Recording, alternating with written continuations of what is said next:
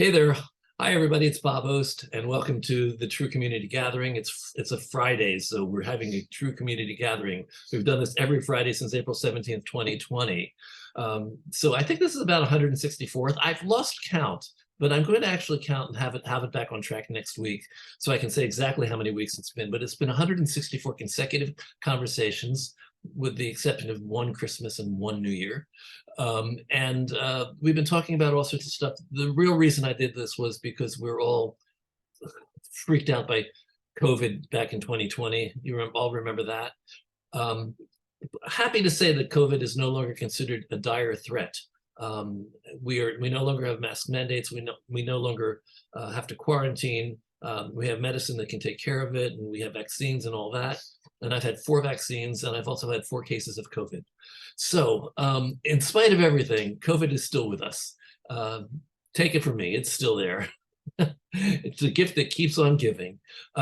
So we all still need to be a little careful, or at least considerate of each other. We started off talking about surviving quarantine and how to deal with just not being able to be with people. And people thought it was a good idea when I said maybe I'll get a Zoom room and open up a Zoom room and talk about what we were going through. And also, as my want for the past 30 years of running TRU, I always bring in interesting people to have interesting conversations, I hope, about theater.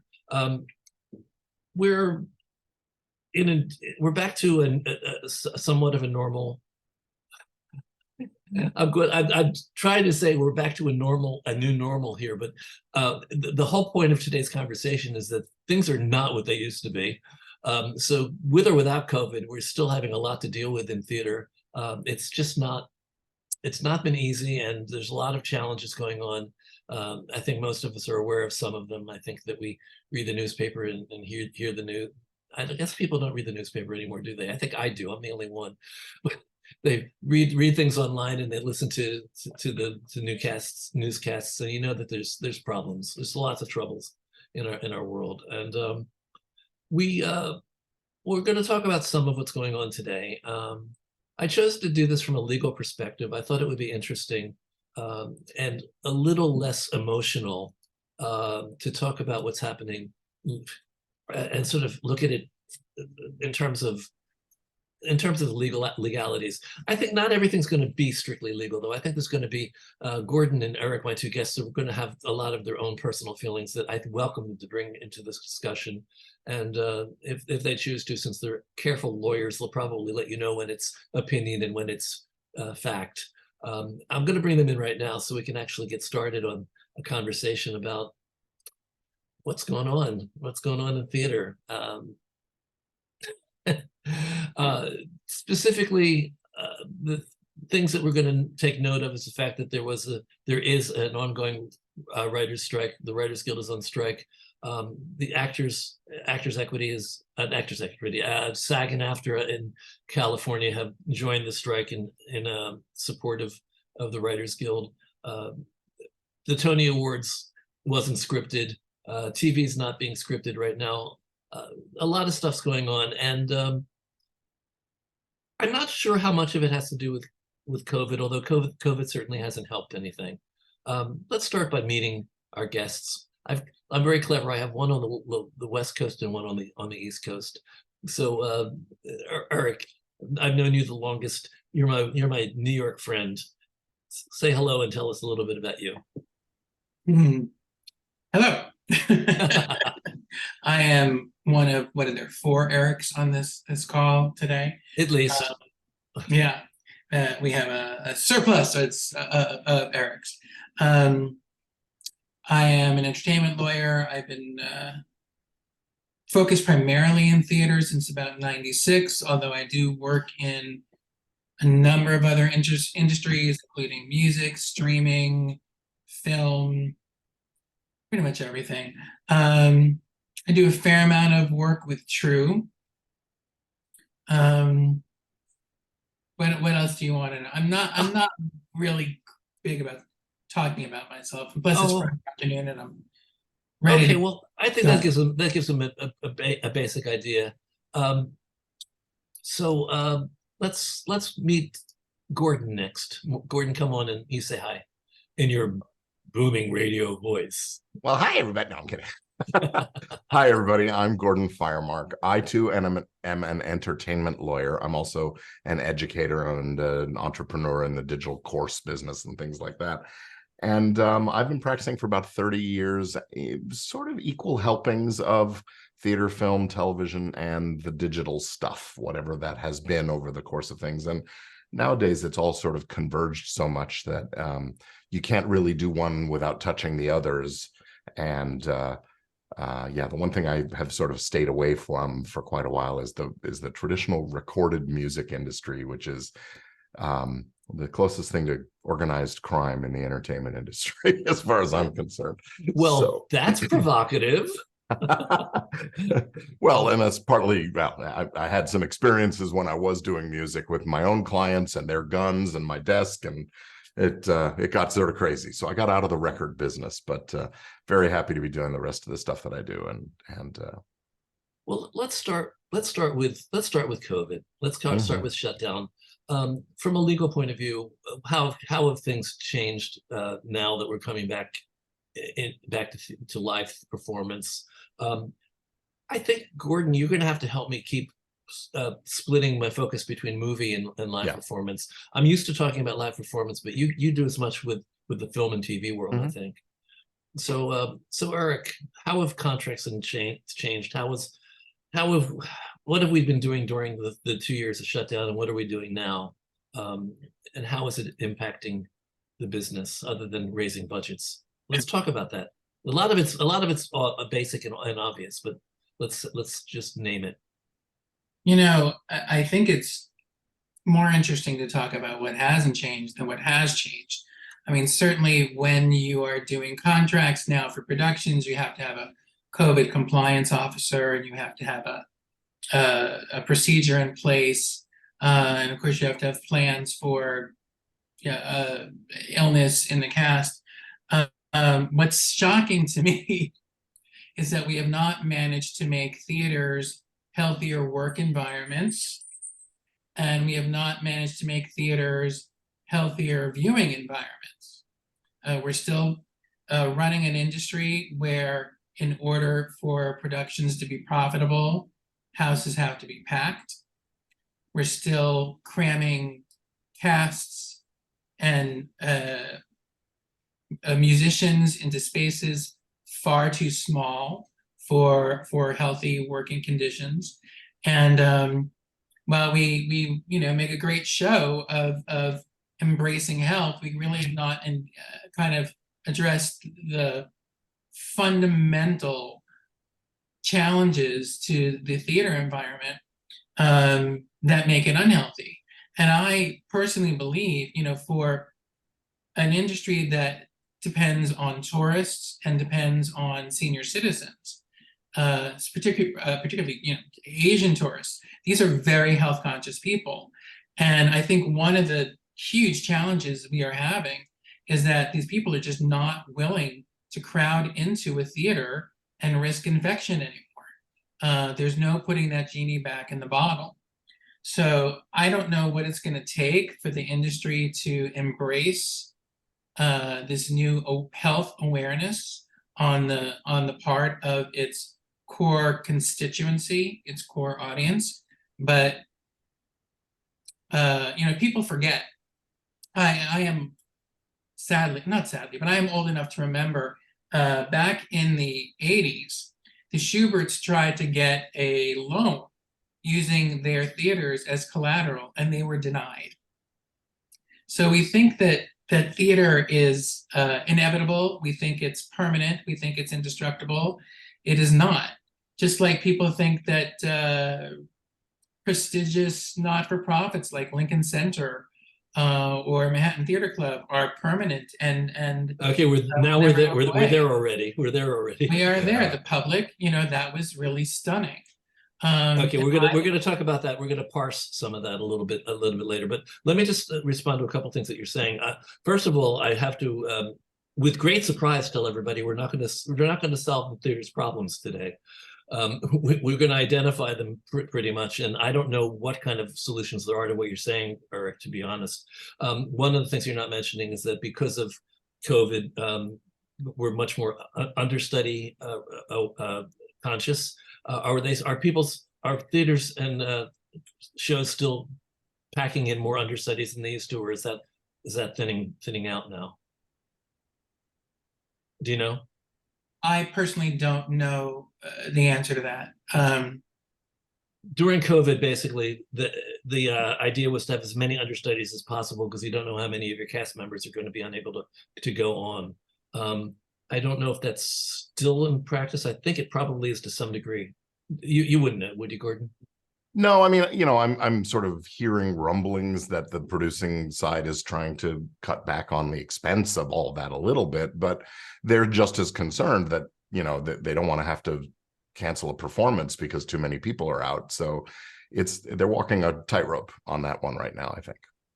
I think that even when we had mask mandate, I'm not sure that were theaters. Yeah, well, Music Man was selling full houses all through COVID.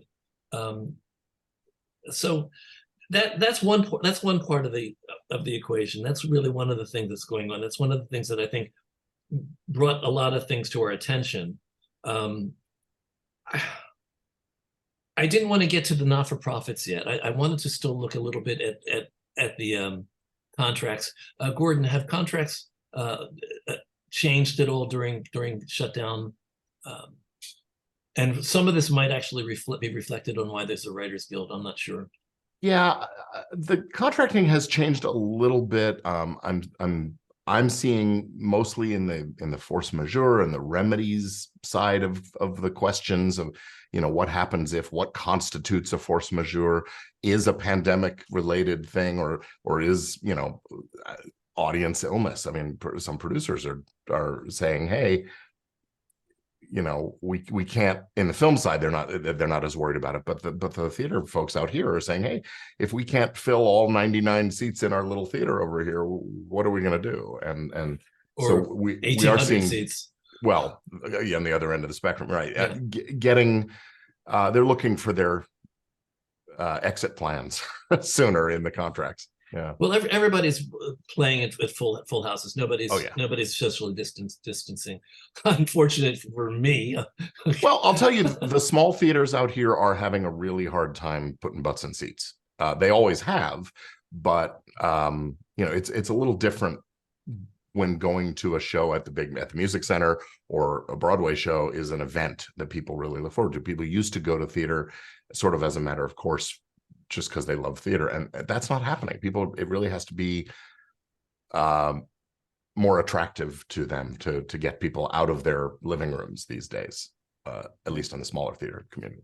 Eric, I will tell you one other contract thing that I'm personally doing. I'm seeing it in other places too, including streaming, discussions of streaming in option agreements, because it is mandatory, especially if you want to take your show to a regional, to have the authors pre-approve streaming your performances, because the regionals, again, rely on senior citizens, and the senior citizens have come to understand that they can stream it at home.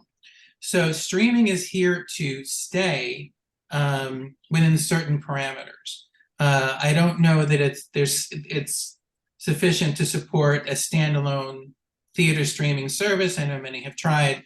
I've worked for one or two myself, but that is kind of a new term, clarifying that that streaming is not a subsidiary right. The producer controls the right to stream performances of the producer's show. The author doesn't control that. And what are the terms that apply? How does the author benefit when a show is streamed? That's something that is working its way into agreements. Well, the other thing about that is that equity has never been very, very comfortable with any live show being filmed. So how has that changed now? I mean, I know that one of the things that happened during COVID is that there was a little bit of a conversation between SAG-AFTRA and equity about whose whose responsibility it was when people are doing streamed shows. And it came to land in SAG-AFTRA's ballpark.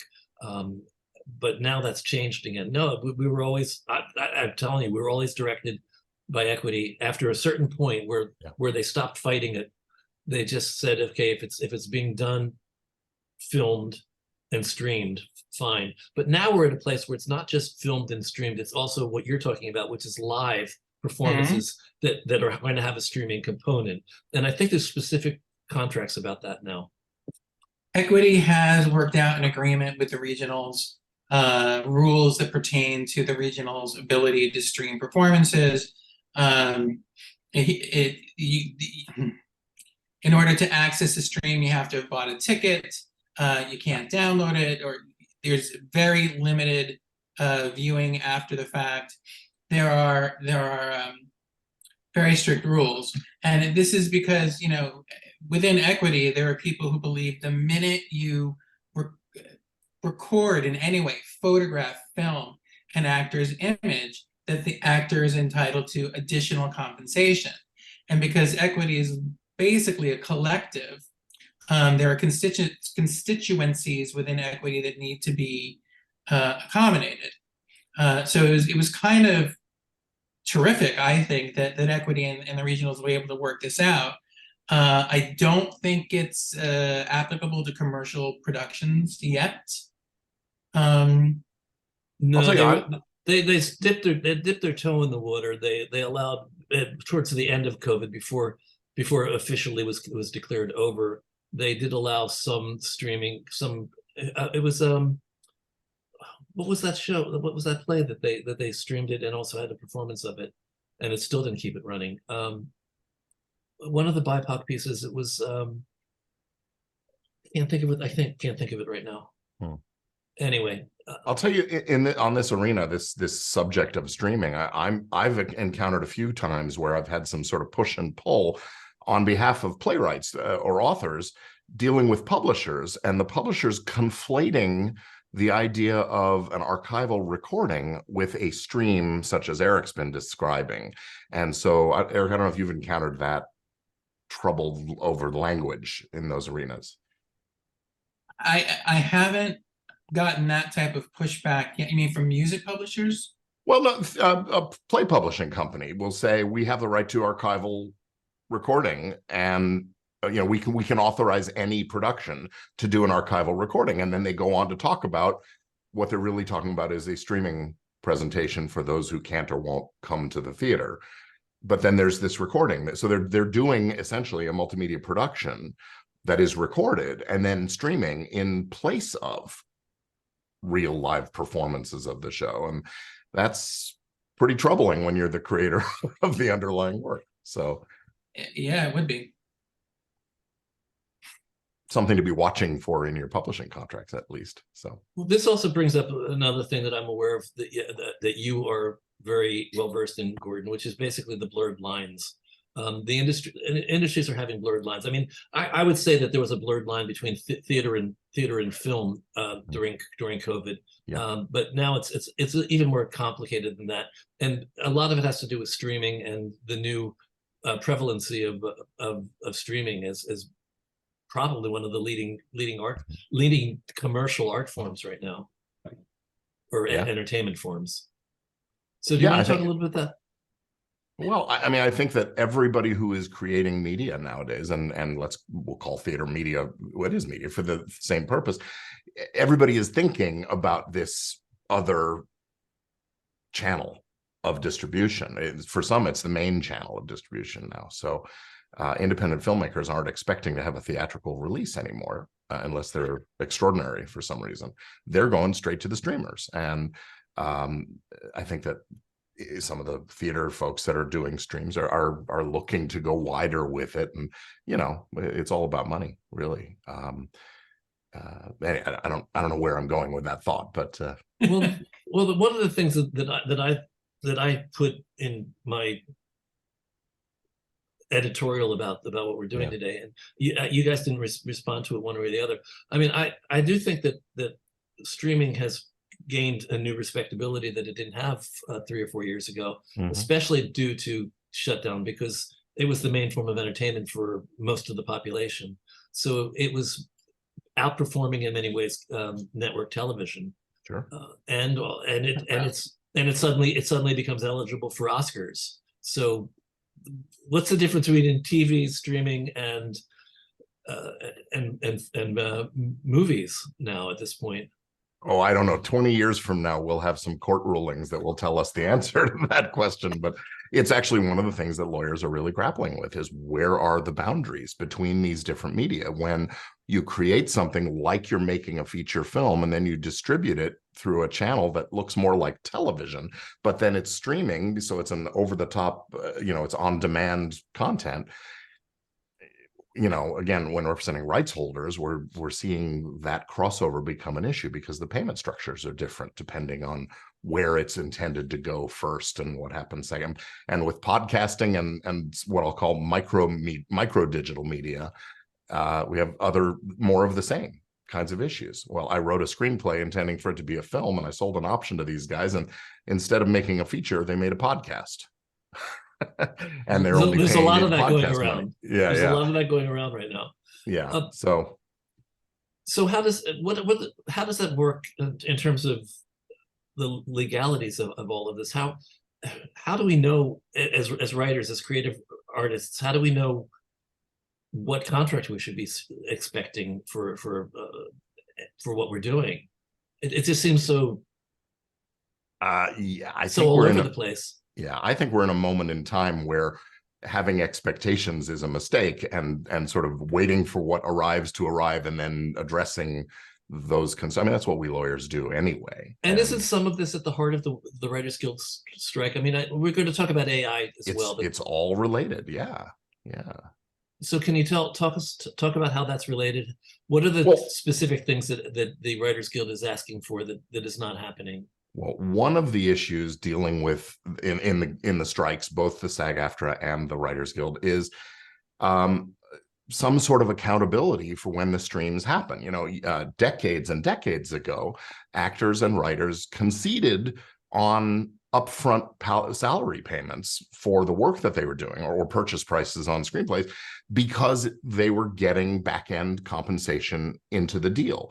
The net profit participations and sometimes gross participations, box office bonuses, all of those things you could calculate because the theaters would report their income, how many tickets were sold and those kinds of things. But as we've moved into streaming, the streamers don't want to tell anyone how many people are watching that show this week and so on. And they surely don't want to be responsible for paying anybody on the basis of those numbers. And yet they're still taking, and the streamers have lower base salary prices, scale minimums in the guild contract. So that's one of the hot issues is, hey, we're taking less and less money on the front end and we're not getting anything on the back end when it's a Netflix or an Amazon Prime series or something like that.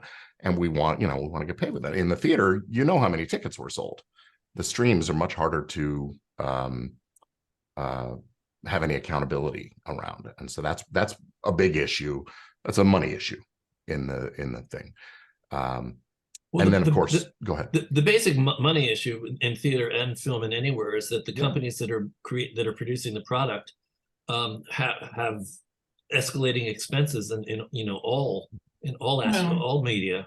Sure. And then they have to find a way of monetizing, making money back for their investments. Well, and I know go that ahead, that's the studio position, and I know that's the one that everybody's the Writers Guild and crocodile tears for the studio executives making $50 million, $60, $100 million. I don't know. What do you tell them? What do you tell them now? Well, I think first of all, you need to parse out the different types of revenue streams. Yeah. In theater, we have revenue streams that come from ticket sales, and then we have revenue streams that come from profits. Mm-hmm. So certainly, it's hard to fake revenue sales on Broadway. It's hard to fake the ticket sales numbers because they're reported.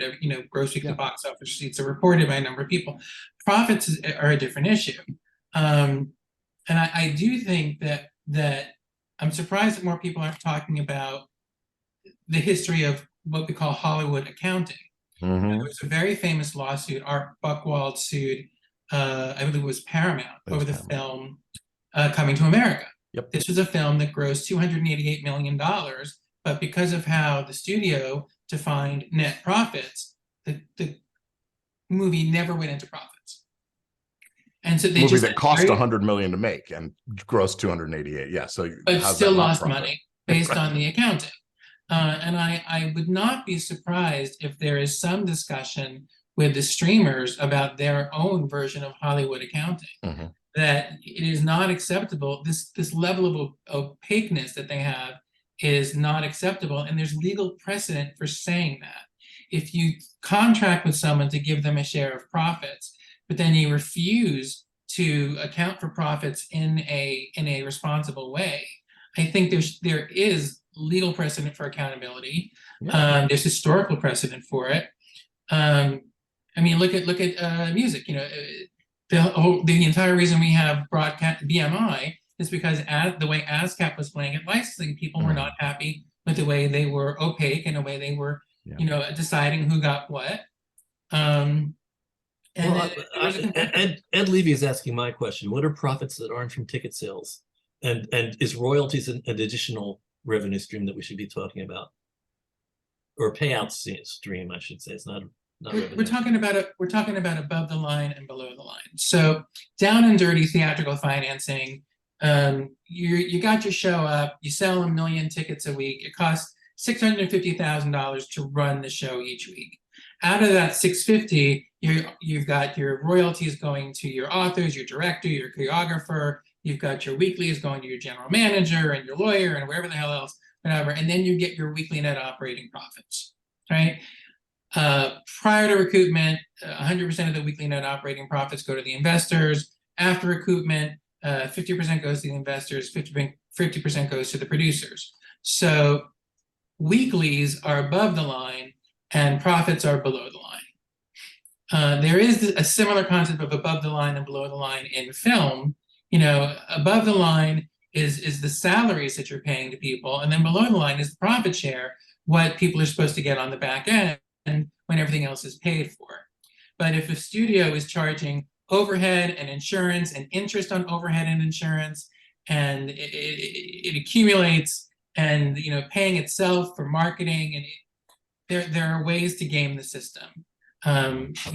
No matter how bad you think theatrical producers are, they do not approach the creativity of and actually Hollywood. Just to tie the Buchwald suit in a bow for everybody, that case was, the ruling was in favor of Art Buchwald. Buchwald had submitted a treatment to Paramount, and he was supposed to get a piece of the profits of the film and all of that. The jury ruled in his favor, that they had, you know, they owed him the money.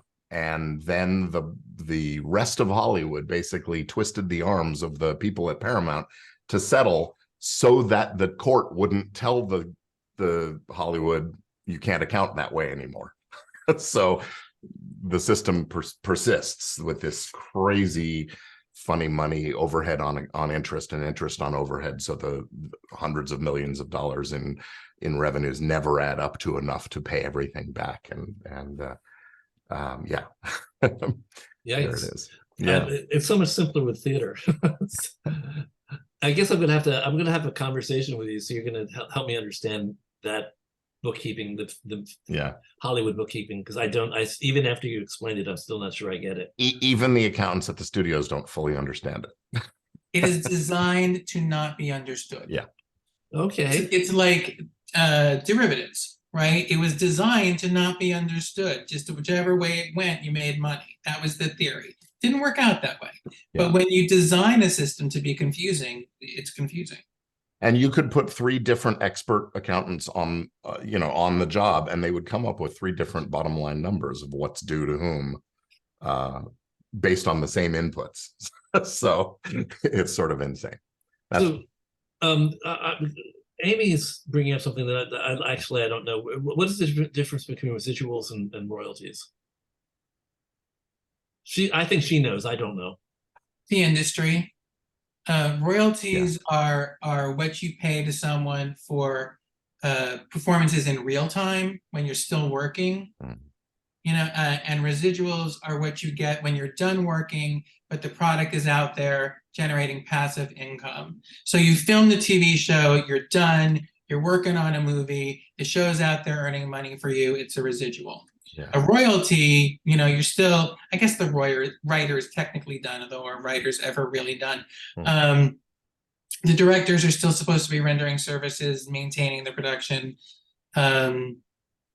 I think a lot of the distinction in Hollywood comes from the fact that in film, the writer, I should say in television, the writer never owns the script. It belongs to the studio. So you don't pay royalties because you don't receive royalties because you're not a property owner. But residuals was a different word for the similar idea. Let's pay the writers something back end for the work they've done when there's success, so we don't have to pay them quite as much up front, and they take a little bit of the risk with us. And over the years, it's been abused and massaged and twisted all around. and now you hear about actors in very famous shows also entitled to residuals getting checks for 12 cents and things like that. So it's troublesome. Amy Stoller says she often saw film projects go forward even though many contracts had not been signed. Does that still happen?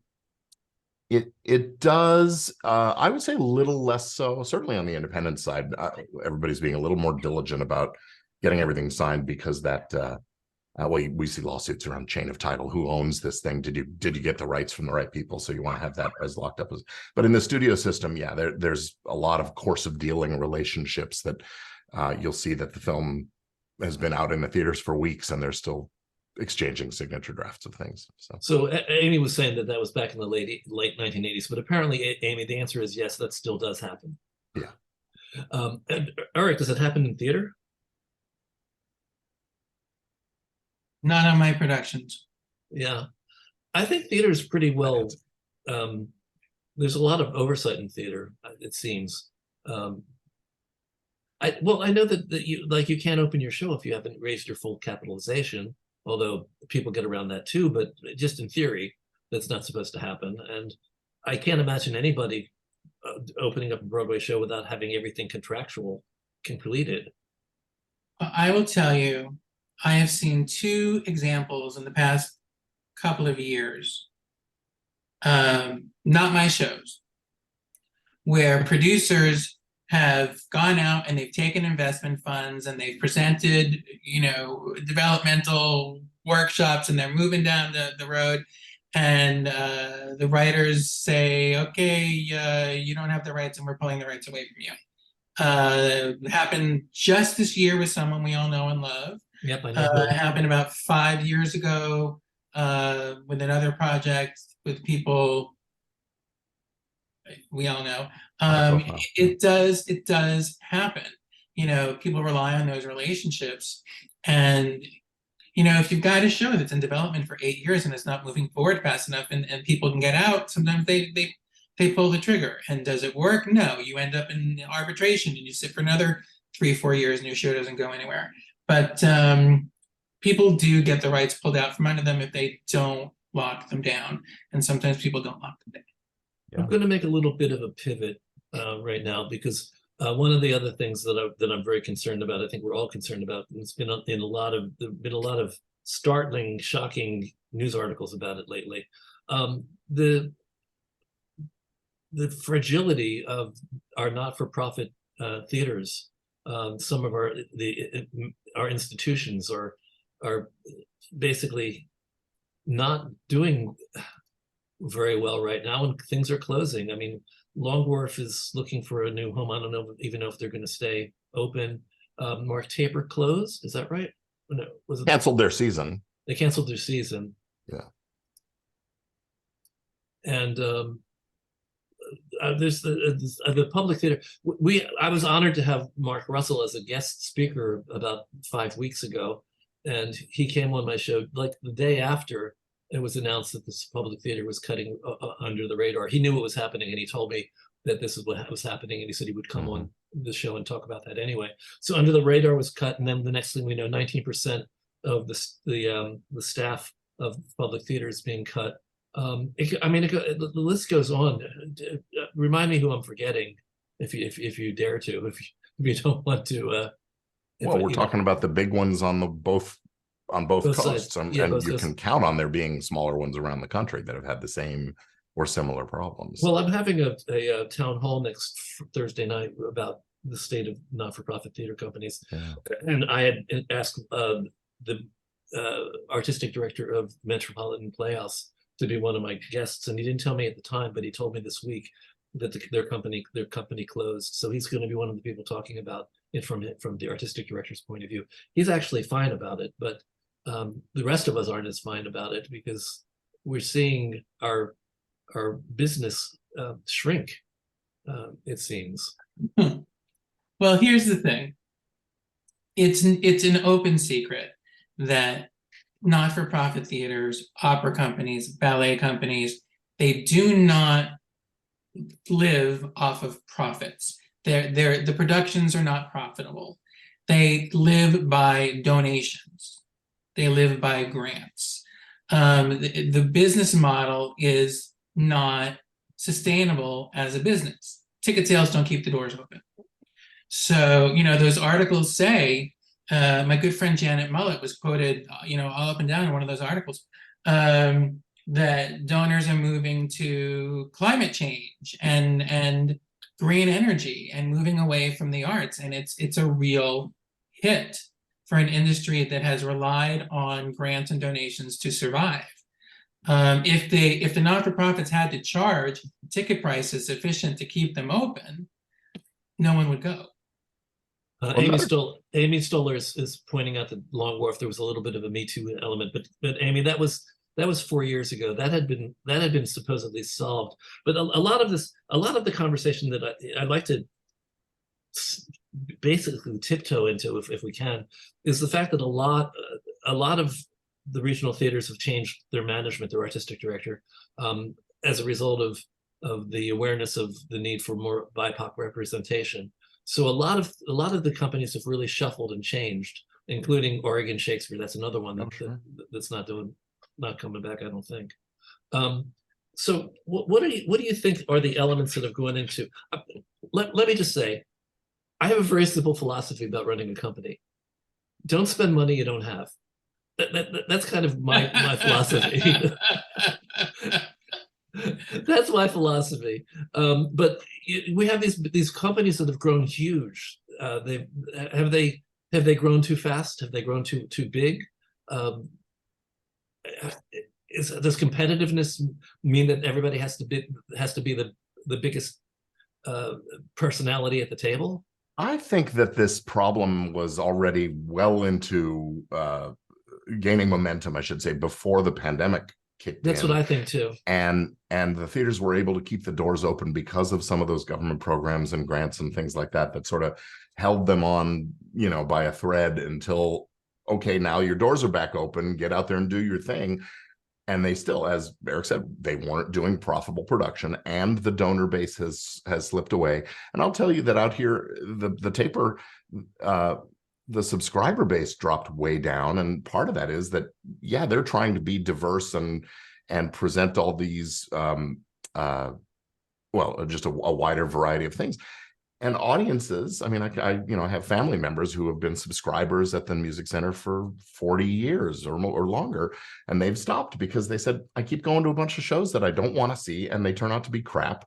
So, I mean, well, that certainly is a different problem, isn't it? But it's all part of the same problem, isn't it? If people aren't coming because you're not putting on shows they want to see, then those numbers, the donors and the grantors are going to look at that and say, well, wait a minute, are you really serving your community?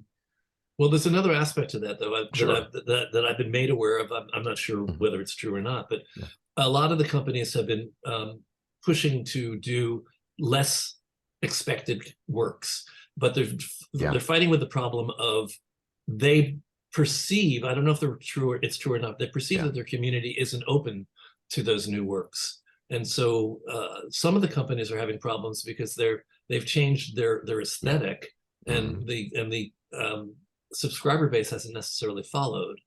Right. How many times can you put on Cat on a Hot Tin Roof and The Music Man when there's all kinds of great new work out there. But if the audiences don't care about the new work or I like don't, to see them as a double bill. That's a good idea.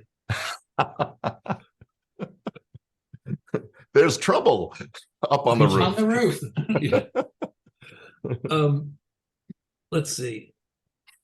I'm told that Tim Bond just stepped up at OSF, Oh, that's good news. Oregon Shakespeare Festival. So You there is a know- new artistic director there. That's good to know. You remind me of a joke. You said that you shouldn't run a business with money you don't have. So two guys walk into a bar, and one says to the other, "How's business?" And the second guy says, "It's great. I bought these beautiful suits from Italy. They're gorgeous. They cost me $200 a unit, and I'm selling them for $150 a unit." And the first guy goes, "Well, how are you going to stay in business?" And the second one says, "Volume." Volume. Yeah. Yeah. See, now, I thought that was a joke. Hmm. But when you talk to people in the business world, I'm like, no, that's a perfectly reasonable business model, because you get people in the door by spending money you don't have. Now, I think that theaters have started to understand that they're going to, movie theaters certainly have embraced the fact Sure. that in order to be profitable, they need to do more than sell tickets. They have to have the big comfy seats, and you have to get the meals at your seat, even though it kind of interrupts the movie. And there's all this value added that movie theaters are putting in to justify the now $20 ticket price to a film. And I think, Broadway theaters have started to embrace this. I think it was Rock of Ages that was the first show that allowed you to buy drinks and take them to your seat, in those cups with the lids, and now everybody does. But I do think that the concept of a value-added experience, you price something to get people in the door, and then you upsell them. You have a restaurant, you have a bar, you have an enhanced experience. I think that's where the industry is going to have to go. So personally, that's what I think. I think that the days when people are going to spend $200 to be cramped like this for 3 hours are in the rear view. 229, please. So what we're saying is, like the movie theaters, you're running a snack bar where you also put on plays. Which hasn't happened yet that I'm aware of. No, but I think Eric's right that the writing's on the wall to that. You're going to have to give an audience some kind of an experience that they can't get from home watching on a screen, and that offers them more than just the entertainment. I think that they want more. Used to be that a night out for Broadway, you'd spend the $200, but you'd be paying for the meal and the drinks afterwards. Now it's all going into the ticket price, and yeah. Well, I don't know if I'm sure there are going to be other ideas that people are going to have, but the one thing that's just you can't really get rid of is the fact that the costs of producing shows are so incredibly high, and I don't know how, as a producer, you can figure out a way of a monetary model that would allow the ticket prices to be affordable. The VIP and premium tickets have been a thing that worked for a while, but I'm not sure that's working anymore. Well, look, I think that the show Six is a prime example of a very profitable property that is very economical to run. I think that productions will have to be, Dear Evan Hansen was very, very successful with a much smaller cast than The Music Man. Come From Away, I think, had a much smaller cast than your traditional Broadway show. I mean, they were also fantastic properties, but I think that, there is an awareness that, yes, your Broadway theater can accommodate a cast of 40, but economically, if you got more than 16 or 12 people on stage, you are really hamstringing. Bleeding money. Yeah. Owen, I'm going to ask you to tell me some of the questions in a second, but I want to pivot back to the writer's strike and the SAG strike. The one issue that we're aware of is the AI issue. Mm-hmm. We're aware of the fact that studios want to be able to record an actor who comes in for a day and gets paid for a day, and then uses image in perpetuity. Let's talk about the legalities of that. And let's talk a little bit about IP. What is it? What is intellectual property? And what would the law define as intellectual property in the situation with an actor being photographed? Yeah, I mean, I don't think that that an actor's likeness or performance is necessarily intellectual property until it's fixed and recorded in some form. And then, yeah, the question is, well, the producers who have caused that recording or capture to be made, they are the owners of the copyright in that material. The issue has been that over the long haul, the actors have been entitled to a residual payment, a reuse fee, essentially, when that clip of them is used in something else, usually negotiated by the actor with the producer of the something else that's incorporating that clip. So what the studios are saying now is, we don't want the actors to be able to hold up a license of clips from this film, or the AI use that we're talking about, the deep fake synthespian creations that are the word. That's I remember 20 years ago we were talking about synthespians when Tom Hanks was shown in scenes with LBJ in Forrest Gump. Forrest Gump. Yeah, exactly. So Or anyway, Zelig would be another example. yeah, exactly. So Yeah.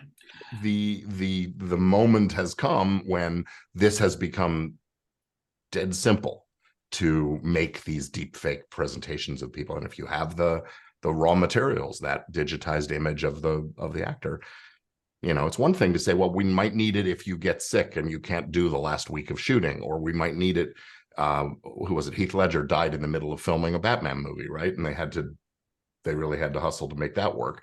So there are some use cases that seem justified, and yet let's have it in perpetuity and not have to pay anybody ever again is, okay. A little so extreme. Yeah, I don't became think a intellectual commodity. property is the answer. There are other laws Yeah. that would apply. Okay. Yeah, there's federal unfair competition laws. Mm-hmm, mm-hmm. If you are putting out a performance and you're passing this off as a performance that this actor gave, when in fact this actor did not give it. Yeah. If you are creating the impression that this actor authorized this performance, but in fact they did not. This is kind of unfair competition under the federal trademark law, the Lanham Act, where there are courses for recourse other than copyright or trademark. Like if you're putting an actor out of business because you are licensing that actor's image into jobs that actor could have gotten on his or her own, that is classic unfair competition. So the unfair competition laws are about consumer protection, and yes, that's a component here. But really, if you're coming at it from the actor's point of view, you're looking more at some kind of a property right, or you hope to be, and the right of publicity in some places may apply. Good. But here we have a contract trying to, the parties are wanting to negotiate a contract around those things and say, we want the right to do this under contract, so it won't be unfair competition and it won't be a violation of that right of publicity. I'm sorry, Eric, I interrupted you. Well, let me ask you this. That's certainly an impasse, and I don't think we have a solution to it right now. Right. We're not the ones to have to bring up the solutions. But what are the other things that are being challenged right now and holding up the strike? I think one of the big issues is the method in which AI is being trained. Does everything in the strike revolve around AI? No. Okay. No. But listen, the creative process inside of a human being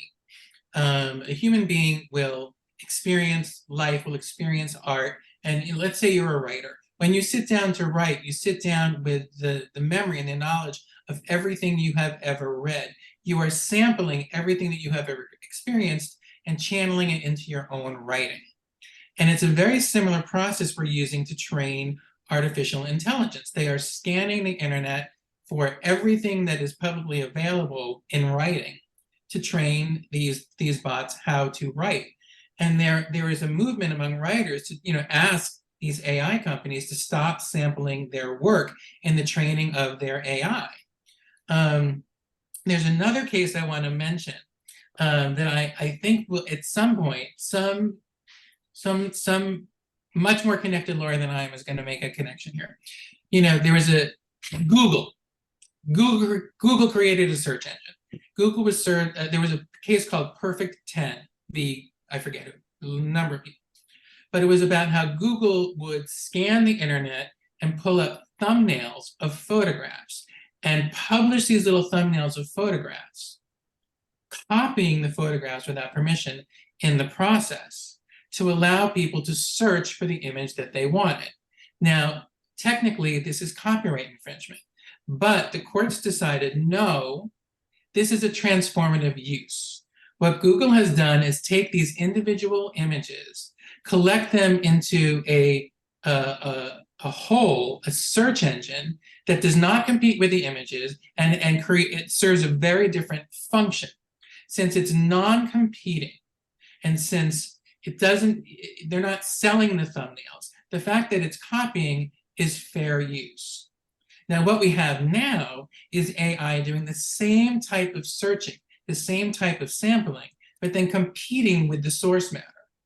So I think at some point, the fact that there is competition someone is gonna say, hey, this is no longer transformative. You're just putting me out of business.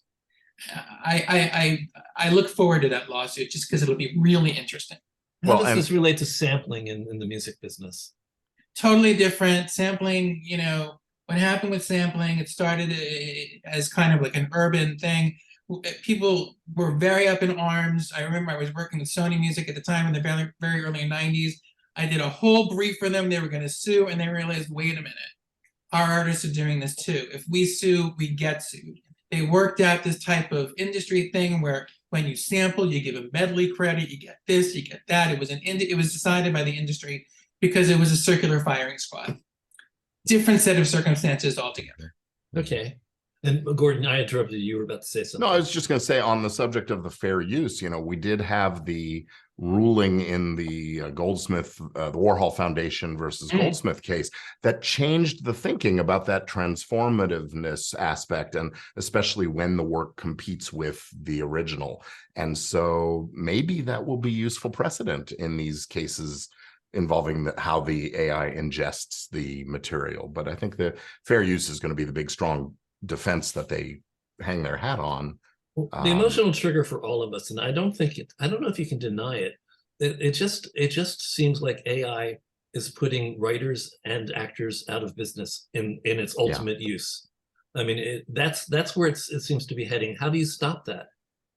How do you put the reins in on that?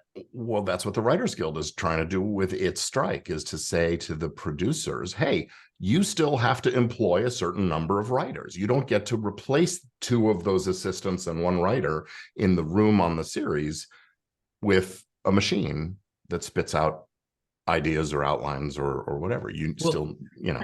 Just like AFM tells Broadway producers, you're going into a Broadway house, you need to employ this number of musicians, whether they play or not. Yeah, didn't David Byrne just ended up having a bunch of musicians sitting there reading their novels or something while the show was going on for that reason. Well, it's not just AI with the Writers Guild. I mean, it's also they have a lot of grievances about the streaming business model and streaming. Can we talk about that a little bit so that we can at least shine a light on that today? That's that issue of them not sharing in the upside when a show does well. They want more transparency from the streamers so they can know how's the show doing and then be compensated with some back end payment accordingly. The other answer to that is pay them more upfront and don't worry about it. But the industry is built around a back end model for a lot of this. Well, I don't understand something, because is this a strike about the basic premise of the basic stance that the companies are taking? Because you get to sign or not sign a contract with somebody. I mean, you get to negotiate your terms. So these are collectively bargained agreements. This is the union negotiating on behalf of all the writers. So the That writers here are the don't. minimum terms. Oh, it's minimum terms we're talking about. So Okay. if the union is saying, if you're running a network television show, you need to have 14 people in the writers' room. And there's a breakdown of, you know, who's the leads and who are the executive producers and that kind of thing. And the producers, the Netflixes of the world are saying, we don't need 14, we need 8. And the Writers Guild is saying, no, we need to keep writers working. So, you know, I'm guessing on the numbers, but I think that's a core issue with the use of AI for writers. And the core issue for actors, of course, is the synthespian thing we were talking about a minute ago. Do we actually know the details of what they're debating right now? Or we just know a couple of these points that are brought. As I understand it, they're barely talking right now. But the impasse was over the number of people in the writer's room, the use of AI as a replacement for writing services, and the transparency about the streaming viewing, so they could hopefully get some kind of a residual on streaming. Thank you. You know, another thing we really should mention is the convergence of a technology entrepreneur mindset with entertainment. You know, Amazon functioned for many, many years at a loss. Uber functioned at many, many years at a loss. Netflix makes money. Most of the streamers are losing money. And they're churning out content in an attempt to, it's a land grab, right? They're looking for space on home viewers' TV sets. So right now, you know, the executives are making money, the companies are losing money. And it's not like an old studio where if the studio didn't make money, it went out of business. These streamers are able to stay alive, losing billions of dollars a year. So the economics are really turned on its head when you're in the middle of that type of a land grab mentality. Mm-hmm. Well, I guess we have to acknowledge that it's a mess and we don't have any answers. But let's turn to the questions in the room. Oh, and do you want to pull out some of the questions that haven't been addressed? Good thing. And also see whether the person wants to ask them, or whether or do you understand what they're asking? Sure thing. This is a question from Eric Rothman. There are tremendous changes coming in all the hardware and software involved in media creation, distribution, and presentation. Changes faster and faster and faster. How do contracts, like the contracts now being negotiated during the strike, deal with issues that are going to happen but are not yet even known? I think historically they don't. They're so focused on getting past the issues right in front of them that they've left it. They pushed a lot of things down the playing field. We'll deal with that next time. We'll deal with that next time. And that's part of why we are where we are. Streaming was already on the scene 3 years ago when these contracts were last renewed. And you know, the same issues were still there. So why didn't they just get resolved once and for all? Because we don't live in that world. I tell you, my first job out of law school was working for a copyright guru named Stanley Rothenberg. One of Stanley's many claims to fame was he represented the losing side in the Maytime decision.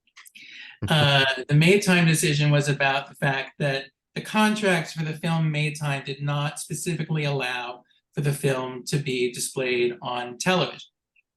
There was a similar case with Miss Peggy Lee and Lady and the Tramp. Yeah. So because of cases like this, lawyers like Gordon and me now in every contract that we ever do add in these little magic words: in any media now known or devised hereafter, throughout the world in perpetuity.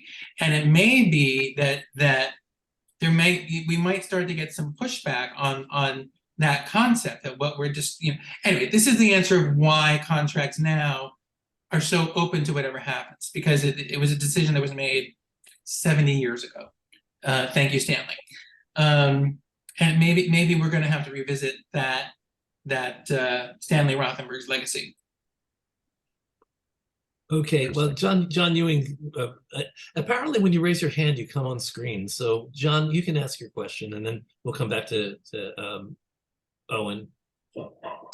Okay, man, I have so many comments on this topic today. But first, I'd like to start with AI, because in my opinion, I think all unions on Broadway and film and television should band together and outright reject AI. And in my opinion, here's why. Like there was a gentleman on this Zoom about 6 weeks ago that in about 5 minutes, he literally designed a set using AI. Tim Kashani, So, yes. okay, yeah. So in my opinion, as a businessman, okay, well, if my competition uses any AI, then it's like it's gonna make it harder for me. Then it's gonna keep moving in and theory, moving in and theory, moving, John, and next somebody's John, gonna we gonna all write a script.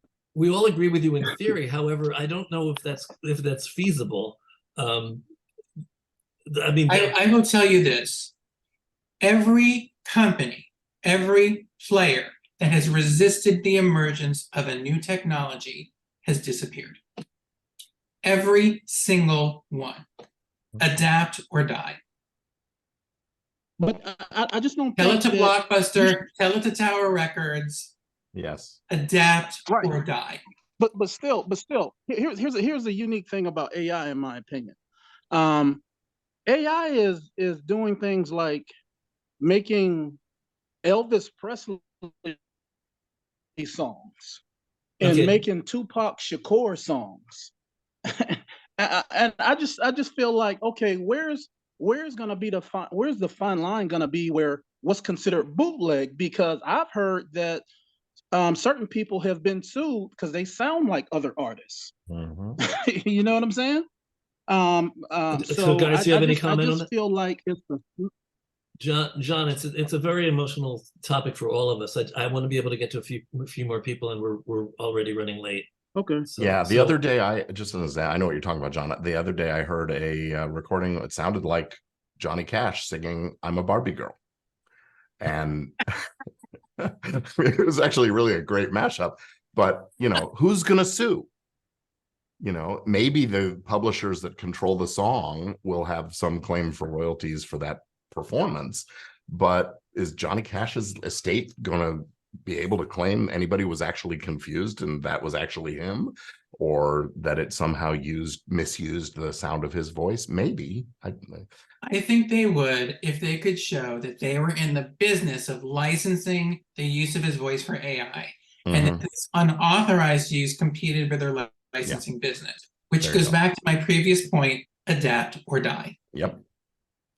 I agree with you, unfortunately, but I think it's very painful for a lot of us. And that's an easier analysis when the person in question is deceased. When they're still a living person, the AI part of that gets stickier. Anyway, go on, Bob. Well, sorry. I think I wonder if there's a way of just establishing a standard contract for people that are using AI and make it harder for them to actually use those contracts, and they have to really want to. And there's got to be some sort of compensation somewhere, though. I mean, I don't know. That's what these unions are really here doing right now, and we've got two sides of these issues that are they may be determined to sort of break each other. I guess what I'm responding to is adapt or die, which I totally agree with. That's how we found our way to Zoom 3 years ago. But the thing that concerns me is that AI is not going to go away, John. I mean, I don't think you can. I don't think this is a legal way of preventing people from using AI in any situation whatsoever. There may be specific uses of it that people can identify and say this is not allowed, but adapt or die, Eric, I'd like to think that we bring AI into some, but not everything that we're doing, so that we still have certain aspects of the art that remain what they have been. I don't know. If we look to it as a tool and not a replacement for people and jobs, I mean, there was as Eric said, when Photoshop became a feasible software, there were tons of photo retouchers and art directors and photographers that were up in arms. Oh, this is terrible. We can't allow this. But here we are, you know, what is it, 30 years later? Photoshop is an amazing tool that everybody uses. AI can be and that. misuses, and also misuses. Fair enough. And AI can and will be similar in that regard. The challenge is I think it's a more disruptive technology. This is going to be, by the way, these AI concerns are going to be on the front and center next year when the equity contract comes up for renewal. Those capture moments and the streams and those kinds of things, someone's going to want the same thing. We want to be able to capture, digitize, and use that for whatever we want later on. And then all of a sudden, you've got actors who appeared on a stage on Broadway showing up in a commercial or something that they never had anything to do with. God, I hope a compromise. I hope somebody comes up with a compromise. The fact that they're not even talking to each other is terrifying. Yeah. Can you guys stay a little bit longer, because there are a lot of questions that we haven't gotten to? Eric, is that okay? I mean, I know you have personal obligations. You okay? Yeah, I'm good. Okay. Owen, you want to continue? Sure. Here's from Judith. This is off of that most recent point, actually. What do Eric and Gordon think of the idea of live streaming all or some special performances with online audiences buying tickets to see along with the in-person audiences? Is it economically viable for certain productions, probably Broadway? And will equity allow it? And the writers and everybody else involved. Will everybody allow it? Every year they come out with this list of the most powerful people in the theater industry. Number 1, number 2, number 3, the Schuberts, the Nederlanders, and Hugh Jansen. Why? Location, location, location. And I think that the idea of allowing the Broadway experience without actually being on Broadway it will be very challenging. It challenges the aspirational aspect of a ticket to a Broadway show. And it's not just the Broadway theaters. You know, the tourism dollars are very important to New York City. When people are watching at home, they don't go to the restaurants, they don't go to the bars, they don't go to the hotels. I think that there would be a lot of resistance to that from a number of sources. Okay, next up. Sure thing. Here's from Janet Conrad. How are theater tours for small shows doing? Is there still a college touring market and a library performance market? Oh, I have no idea. I think the answer is probably yes to that, because those are the venues and environments that are least affected by all the problems that we're having right now. That takes us back to our roots, back to the small theater roots. Colleges is a little bit of a question, though, because colleges have some of the best theater technology in our country. I think I had Victoria Lang and Ryan Bogner talking about their touring business like a couple months. I should check in with them and see what's going on with that now.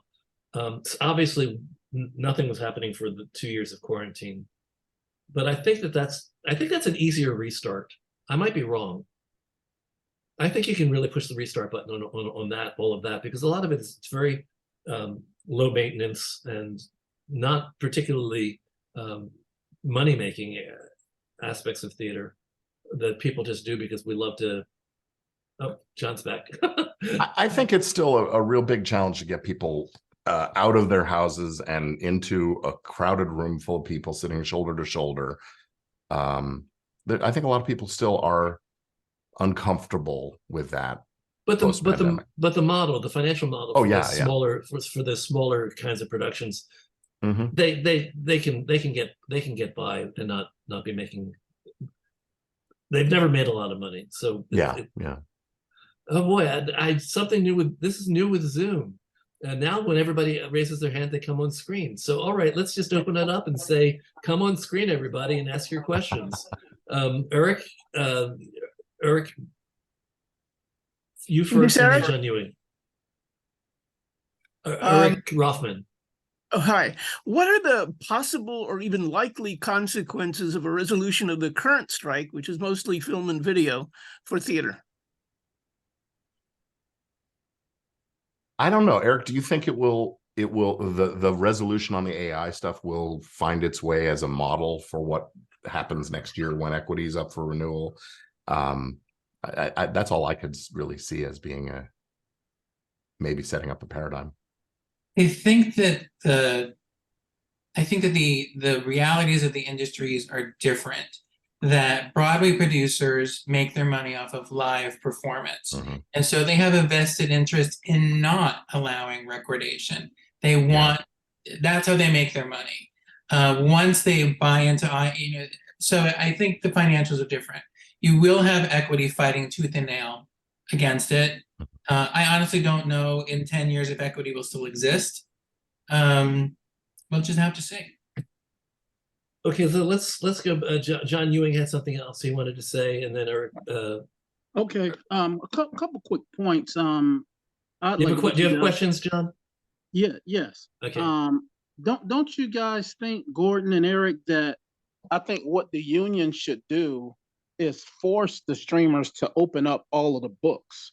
Because it doesn't seem like they're asking that. And the reason why I say that is because that's the only way to truly calculate what your value is. So in terms of television, DVDs, all of that, they know if it's streaming, they know the value of it if it's on TV. Streamers don't want to show that secret sauce.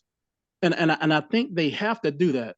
And answer that in this one thing, and I'd like to get your thoughts on.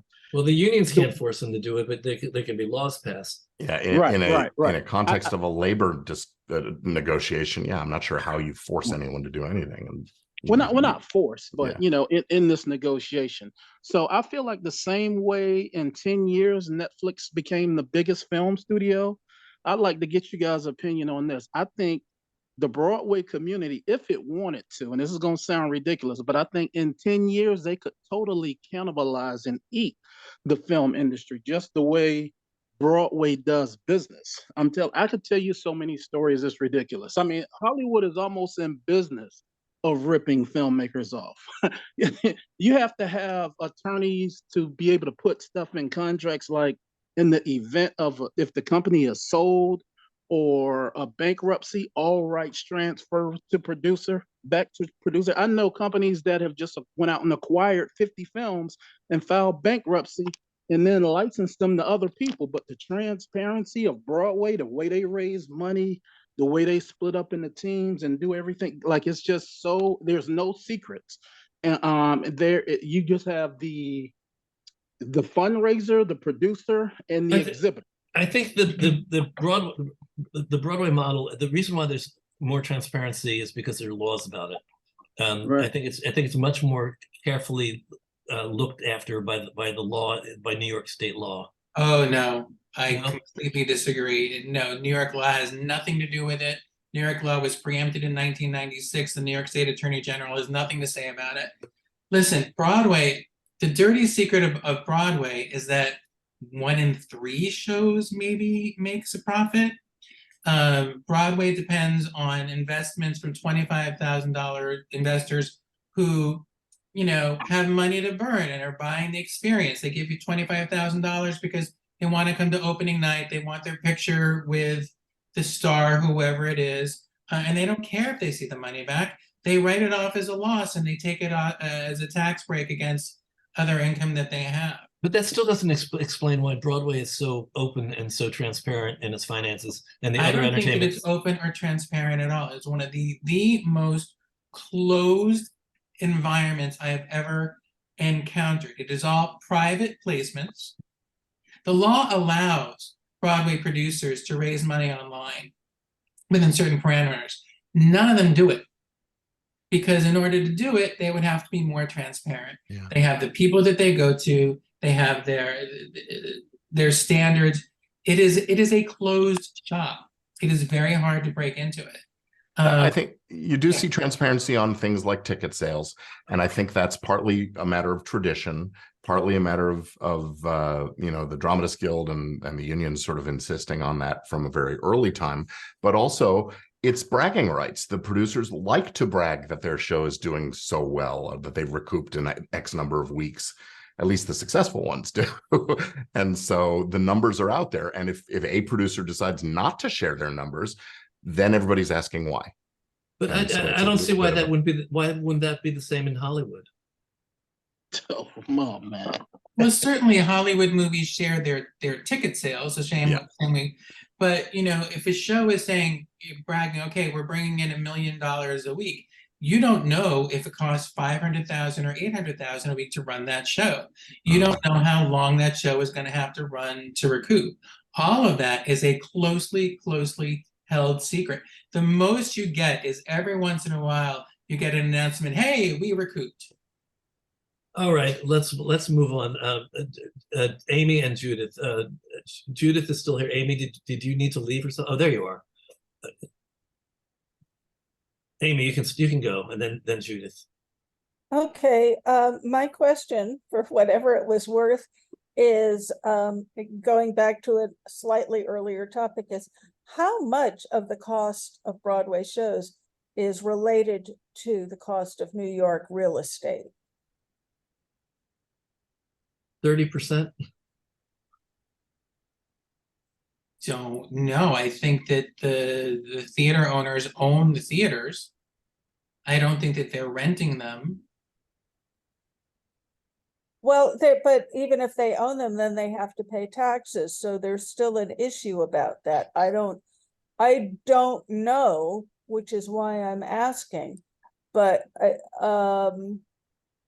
you know, you can own a theater and not own the plot of land it's on. New York real estate is very complicated. So I'm just wondering how much that adds to the overall cost of mounting Broadway shows. Well, I'm not sure how. I'm not sure. There's this. The thing that I thought you were asking is how much of a Broadway show's budget is real estate, is the theater. Yeah, that's kind of what I'm asking, but I don't really, I mean, if it's the wrong question, that's cool. Well, mine is an answerable question. I'm not sure yours is. Aha. Okay, that's cool. You know, I think that if, aside from the fact that they are a theater organization, if the Schuberts thought they could make more money by knocking down one of their theaters and building a mall, I think they probably would. And, you know, so the value of the real estate they're sitting on does factor in, but This is becoming more and more terrifying. Okay, go on. No, but I think that, well, but they're committed. I think they are, historically, they're committed to the theater, and they've got a lot of sunk cost and investment in building these theaters in the first place. So they must have concluded that they can't, or at least not yet. Yeah, but what percentage of the ticket price that a customer goes and pays for at the theater? It's Eric, you have a sense. It's pretty small percentage, wouldn't you say? I don't think that the cost of New York real estate is what's driving ticket prices. I just don't think it's really a factor. I think it's much more union costs, and the cost of materials. No, I don't think that that's a significant factor. Okay, thank you. Judith, unmute yourself. Makes it easier to hear. Yes, sorry. I do want to make one comment about what was just said, but I had originally raised my hand. I'll do that first. When I was talking about the possibility of streaming a particular performance, I mean, that's it. You stream it and it's gone. You can't. No recording. That was one. But I do want to say I was on one show where it was doing very well, and then January came and ticket sales went way down, and Bernie Jacobs loved the show, and he did not charge rent for the 5 months that we continued to run. So I just wanted to comment about that. You know, to answer your question about streaming, there is a business, Fathom Events. And what they will do is get the right to stream to movie theaters, certain events. I don't think it's hit Broadway yet, but certainly opera is a big one. And so there is a business model out there that allows it. Theater hasn't really embraced it. But you go and you buy your ticket and you see the show, and it, it is what it is. Yeah, the thing, my thinking was that there, as you've talked about, people are not going to the theater because they're uncomfortable because of disease and so forth. And this would allow people to go. It would increase the audience for that, for that performance. So that was, I thought, maybe a good idea. But I'm no. going to have to end right now for podcast and YouTube. Although it doesn't mean that we have to leave, but I do want to thank Eric and Gordon. It's been a difficult conversation, and I'm not sure whether we covered everything that we needed to cover. But we're lawyers. We're supposed to make you worry. That's our job. Well, I'm fretting. I'm not any more comfortable about the situation now than I was when we started the conversation. But that's basically where we are right now. So thank you, Eric Goldman. Thank you, Gordon Firemark, and thank you everybody in the room for being here today and at least looking at a complicated issue right now. We don't have any answers. We did not solve the world's problems today, but we looked at some of the issues and we've asked some of the questions. So I want to thank everybody for being with me today. I want to tell people out there in YouTube land and podcast land, if you've stumbled upon Theater Resources Unlimited, you found us by chance and you like what we're doing, and you want to hear more conversations about theater and what's going on in the arts, please feel free to become part of my community. It's not hard. You can email me. I'm at trunltd@aol.com. It's trunltd@aol.com. I will put you on the Zoom list. We'll invite you every week, and so you can be part of the conversation and ask questions and contribute and be part of the community. I'd really invite you to do that. We do this for free. We've been doing it for free since April 17, 2020. It's a lot of free. We've been giving out a lot of free. I think it would be nice if people would consider supporting us. You can do that by going to TRUDonate, trudonate.com, trudonate.com, or and you can give us a little money, or when you come to these things, you can give us a little donation. We're doing it as a community service. We're going to continue doing it as a community service. I'm staying with Zoom because this is the only way I can actually serve communities outside of the New York area. We have people here from all over the country and all over the world sometimes. So I hope that will be including you in the future. Thank you, everyone. I hope you'll join us next week. Our conversation will be about non-traditional theater. We're going to have Ann Hamburger from On Guard Arts and the legendary Anita Durst, who has a company called Shishama. And we're going to talk about theater that doesn't take place in a theater. So you might find that interesting. See you all soon, I hope. Okay, I can cut there. So everybody can come in now. And so you're going to end the meeting. No, well, no, I'm just basically, we can end the meeting if my guests can't stay, or we can just continue to talk about all of this if you want. If you want to do breakout rooms, I could have Gordon go into one and Eric go into another if they want to stay that long. Maybe it'll stay another 5 or 10 minutes. I don't expect them to stay much longer than that. You can ask them questions specifically one-on-one. Anybody need me to turn? Let's see. I'm gonna ask to start video for Judith. Ask to start video for John Ewing. Tony, I have to turn you back on. Ask to start video. Scott Sublett, are you there? Ken Berry, are you there? Jane Dubin, are you there? Susan Crawford, are you there? I don't know you're here if you don't turn on your video. So we can either stay right here in this. I'm gonna make breakout rooms, and it's gonna be up to you whether you want to go into breakout rooms or not. Let participants choose room, create, open all rooms. Okay, so you can stay in the room with Eric and Gordon until they have to leave, and they please, guys, when you have to leave, just say you have to leave. We don't expect you to stay until 9 o'clock. Oh, it's only 4 o'clock here. Oh, there, you think it's nice and early. Nice and early for Eric, before we go our separate ways, I just want to say it's nice to connect with you again. We've had some dealings in the past, and hopefully the next one will be good. So Yeah, good to see pleasure you. to be. Yeah. So, guys, people in the room, questions that you have, anything you want to, any topics that we dropped? Owen, are you still here? No, you're not. Adam, yes.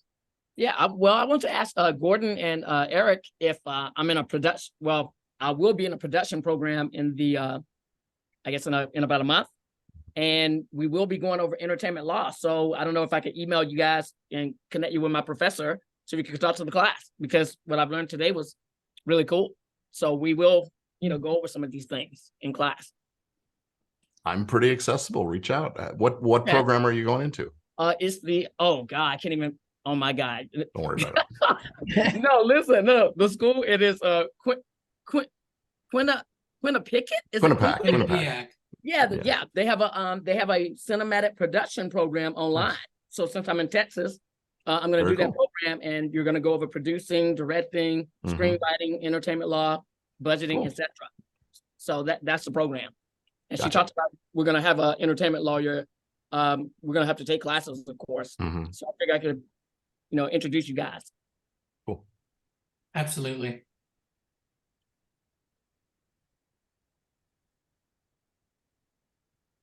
Well, you Nobody guys are has all anything chatty. else. You're so chatty, everyone. Arlene has something. I have something. Can you hear me? Yeah. Yeah. Hi, you mentioned, Gordon, about sampling, like they're not going after each other anymore for sampling because it got too difficult, or is there a point where they can, like somebody took a piece of a song. I'm actually thinking of one that it's the first song that John Lennon wrote with Paul McCartney, and it was sampled from. Paul McCartney admitted that it was from an old Elvis song, and I knew the person, she's passed now, but who wrote the song that certain musicologists said he sampled, because he took the chord changes and some of the words even. Now, is that something that would have been? He only recorded it for himself. It's the most valued record at $100,000. Wow. One record that he made. Then he made 10 copies, and they're like 10,000 a piece, or whatever the value is. But would she have been able to, or the two co-writers, to sue him for that? Is that sampling? That's not sampling. Sampling is when you take a recorded performance and you take a little piece of it and you put it into yours. Like, there's this very famous riff by a group, Tom Tom Club. And it keeps showing up, and Mariah Carey has it in one of her songs.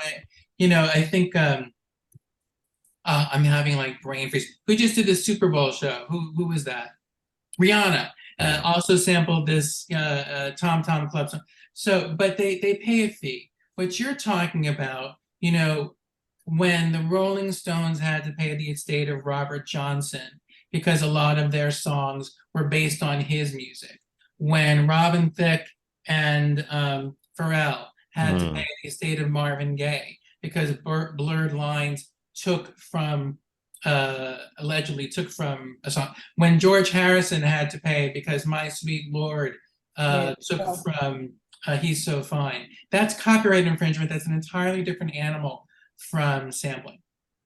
And then you get into question of how much did they take, and is it substantially similar? That's the standard for infringement, but also maybe there's fair use in some of the, it depends. Too many factors to get into here, but a lot to digest in those situations. Who else? I'd like to ask a question. Gordon and Eric, I'd like your opinion on this.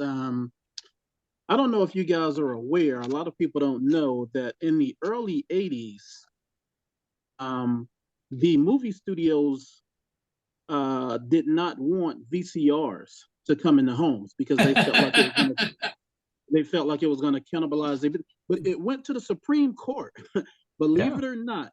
And the representative for the studios actually said this. He said the VCR is to the movie studios what the Boston Strangler is to women home alone. He actually said this. Now they lost. I believe it was 5-4. It just got passed by one vote.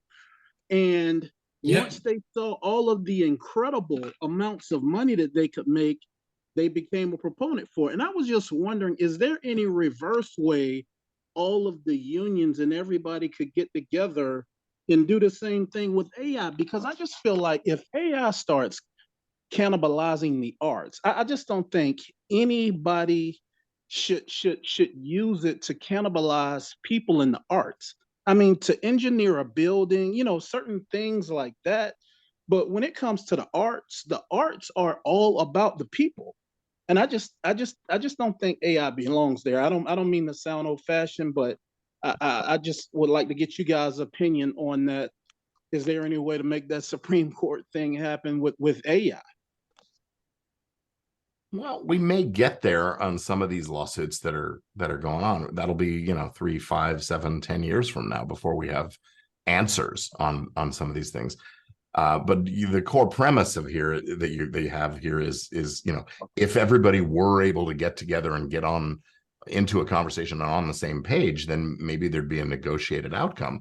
One thing I think that's different about the theater business from the modern movie business, unlike the movie business of 100 years ago, when it was artists and people who were committed to the form of film, the people who are in the decision-making capacities at the movie studios, at the streamers, these are people who aren't committed to an art form. They're committed to the almighty dollar. They are business. They come out of the finance suite for the most part. And in the theater business, people who produce plays and produce musicals, they still believe in the art form.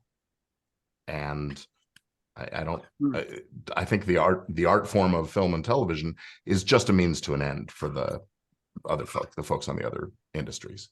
So I think the case you're talking about is Sony v. Betamax. Yes.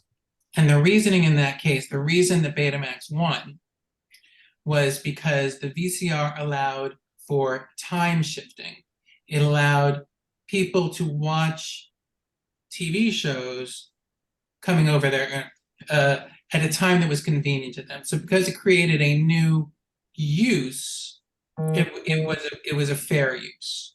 I don't know that you can make the same argument for AI. Again, I think it comes back to AI competing with as opposed to creating a new use. And I think that, I don't know. I mean, I'm seeing all of this press about Tom Cruise's new movie and the fact that it's really him doing the stunts. Why do you think that they're stressing that? I think that people are going, we're going to want artisanal performances. We're going to want to know that it was live people performing it. There's going to be some type of good housekeeping seal of live performance approval, and people will choose in the marketplace. I think really that is the solution. And that's what will keep theater alive. Yes, I think that there is a use for AI. I think that the way that it can reduce production costs can level the playing field. I think that it will allow for diverse voices that cannot afford to make a studio production to gain entry. When I remember this TV show Babylon 5, people were very upset with Babylon 5 because all the effects were kind of CGI, pre-CGI. But you know what? It allowed that series to exist and compete against studio productions that would cost $1 million an episode. So I think that there is a balance, and it ultimately would be up to the consumers who want that artisanal performance. Okay. Yeah. I'd like to make a comment. I think that a lot of people talk about AI as if it's one thing, but artificial intelligence really encompasses a huge, huge range of different possibilities. And many of the issues involve totally different kinds of applications of computer technology. And I think it's very important for people who are working in this field or even talking casually about it to be more careful about understanding what the situation is now, as well as how the situation is changing and will be different from what it is now in the future. I think that's a great point. Very valid. Yeah, that's a very good point. All right, I have time for like one or two more questions, and then I gotta go and deal with my dogs. Anybody else? Who else? Susan. Go ahead. You can't, Susan or Suzanne. I don't know. You're muted.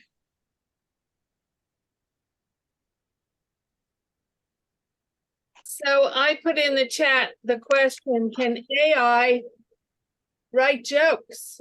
Because as someone who writes comedy, it's so internal to who the character is and what they would say next. So how could AI do that? And do we have evidence it can be done? And if not, maybe that could be some kind of proof that it really shouldn't be participating in any of these industries. I can make jokes, usually not very funny. They're usually old jokes. You could, for example, I'm try. not talking about you, I'm talking about AI. What? I'm asking our lawyers. You know what? As I understand comedy, and I don't understand it very well, if you're talking about a stand-up, right? They have their set, their tight 10, whatever it is, and they've got their material. And even when they're in live performance, they are drawing from their reservoir of experience.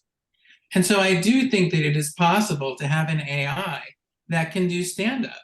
And sometimes it'll bomb and sometimes it'll be funny. But again, if you're giving it access to all of recorded humor, humor is not rocket science. It's,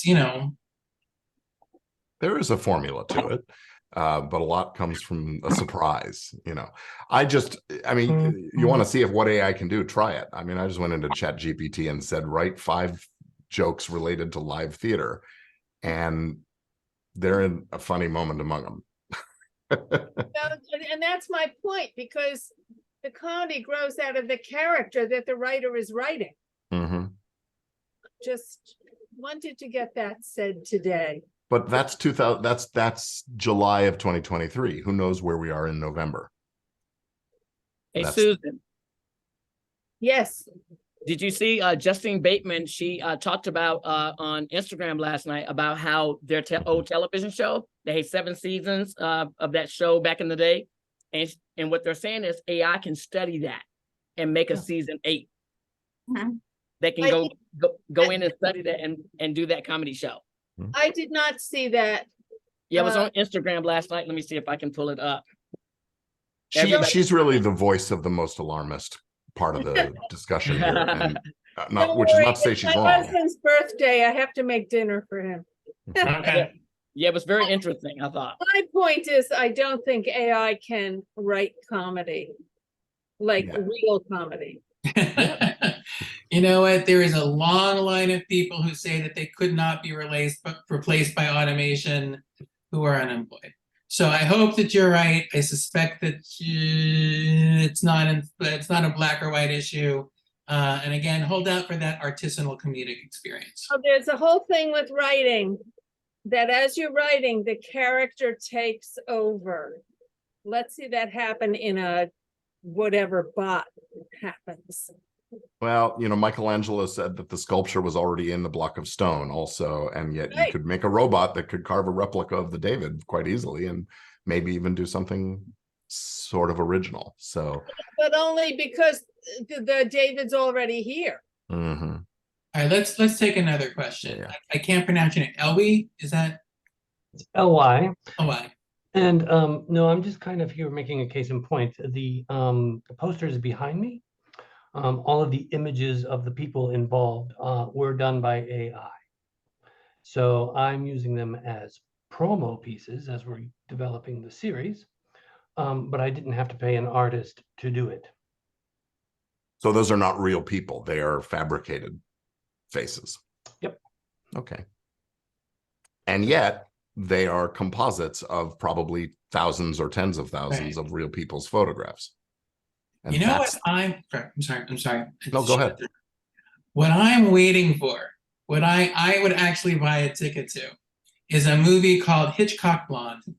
And it would be have a lead actress who is an amalgamation of Tippi Hedren and yeah. like Tim Tim Novak. Right, right. Yeah, and it just create the ultimate Hitchcock Blonde and create the ultimate Hitchcock script. You know what? It would make money. Yeah. Yeah. You do that with the Bond girls also. Yeah, absolutely. All right, one more, and then Gordon can stay. I gotta go.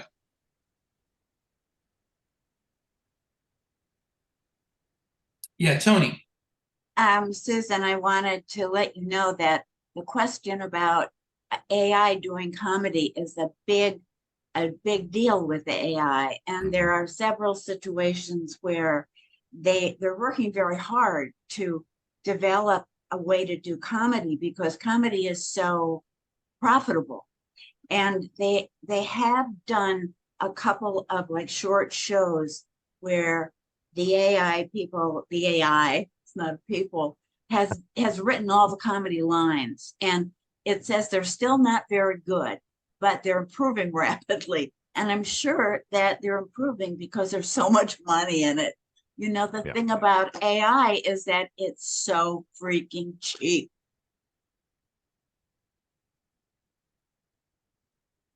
By the way, it's going to replace lawyers too. So that's what they say. Mm-hmm. Thank you, Tony. You've confirmed my concern. Yes, definitely. But that also that it may not work because I know what it takes to write a script and how the responses come.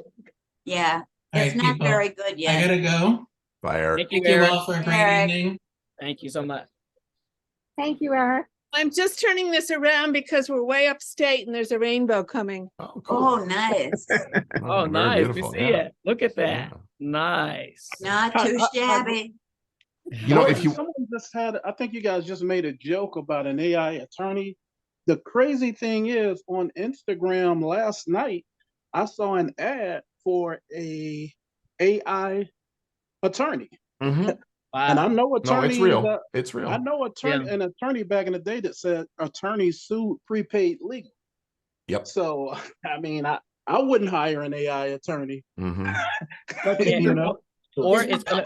I have often joked that having a system like a LegalZoom or those kind of things do your contracts and handle your business for you, a little like getting a haircut from a vending machine.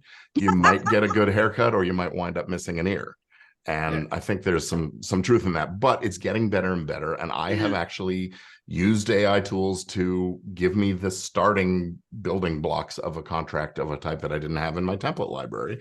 And it was quite serviceable. It needed some tweaking, but it saved me and my client hours of time. Right. So AI is getting better and better, but there's a case recently where a lawyer used AI, didn't double check it, and it created artificial and fake references and artificial and fake arguments, and he got into big trouble. He got to write a $5,000 check to the court for that. Yeah.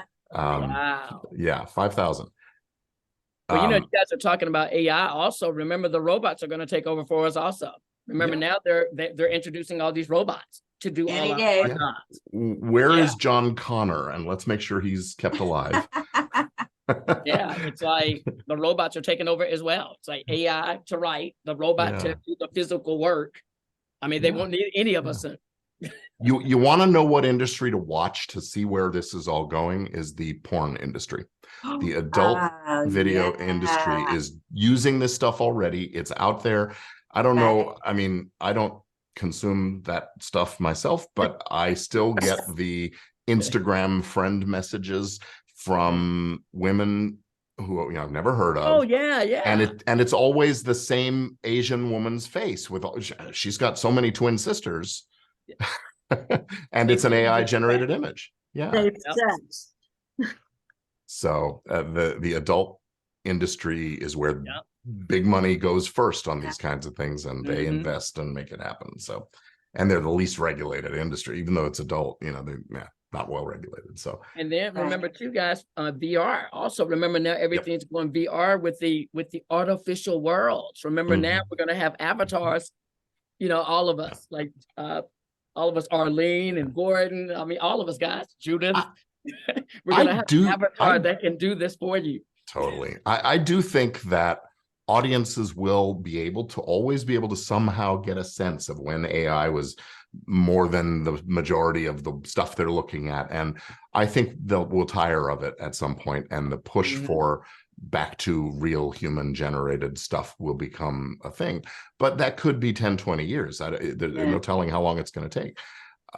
Eric was talking about the sort of a certification of human generated stuff, and I've been talking about this in the podcasting community where we're hearing a lot of fake artificially generated voices and things like that, and I'm putting the stamp of human generated on some of my stuff, just saying, hey, this is all me, no machines help me do this. And I don't know if that's going to have any value or not, but it's something to use as a bragging point. And what do you guys think? Do you guys think it could be like a fad? Remember in 2012, I was so pissed off.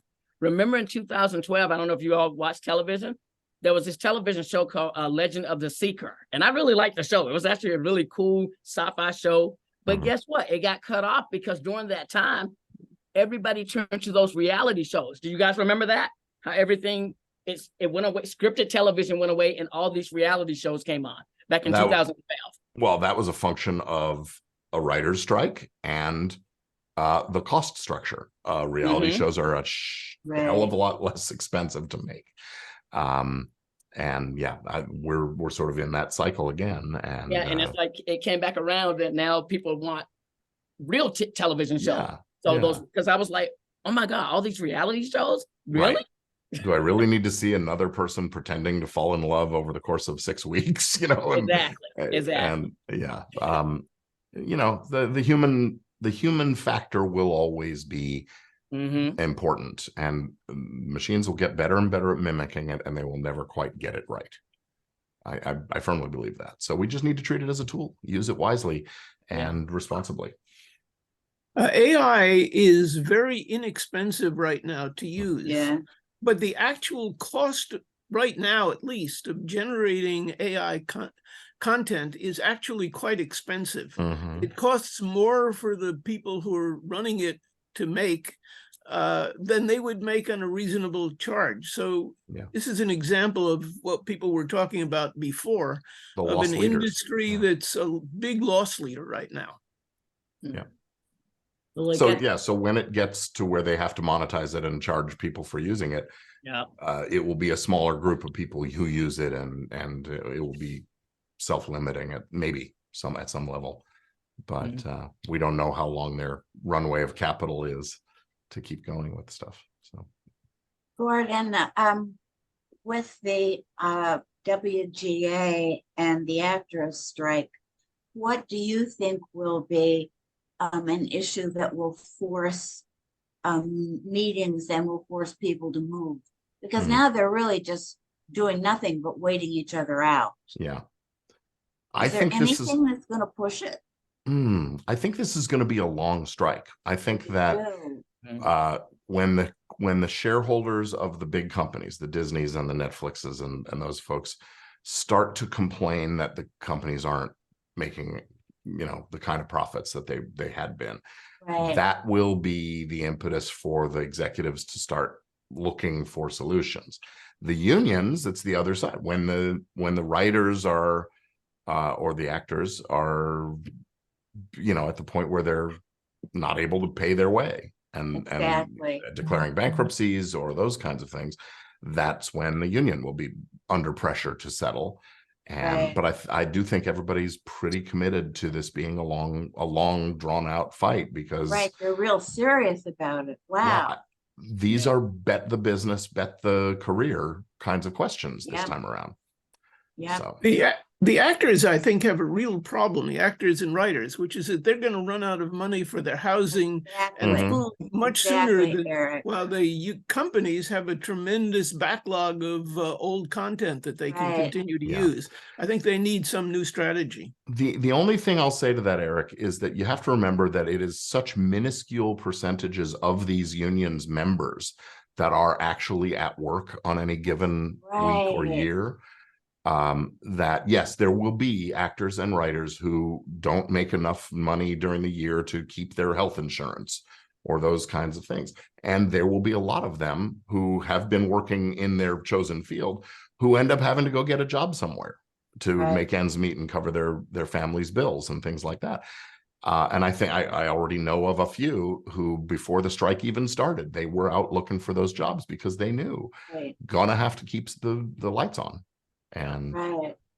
I think it would be naive of an actor or a writer to think, oh, it'll be fine, they'll settle before I run out of money. Right. So So One guy Gordon, who's one I'm guy sorry. who's really interesting to listen to is Barry Diller. If you Mhm. ever search anything that Diller says, because Diller is sort of like the cynical Hollywood voice, and he does tell a certain amount of brutal truth Mhm. from the point of view of the producers. And Yeah. it's just fascinating how cynical some of those people are, because they're so rich. Yeah. You know, they're just so rich. It's like, oh my God. Yeah, he was the loud voice. I'll tell you, I went to law school after the 1988 writers' strike shut down the production world, which I was working in film production. Oh, So that was my impetus to start law school. Barry Diller was one of the loud voices of management during Right. those eras. And so, Right. yeah, my whole career, Barry's been a vocal guy, and he sort of stepped away for a while, right. but he can't seem to avoid the spotlight. He Yeah. likes that. He loves it. Yeah. But he's also so smart. Yeah, oh, very bright guy. Yeah. He's so smart. I don't know. I worry for my actor writer friends. I think they're in a weaker position, and I just worry about them. They could get wiped out. Yeah. Well, I think a lot of people are looking at changing their path, Yeah. right. And the fact of it is, writers have been having a hard time making a living from writing for a long time anyway.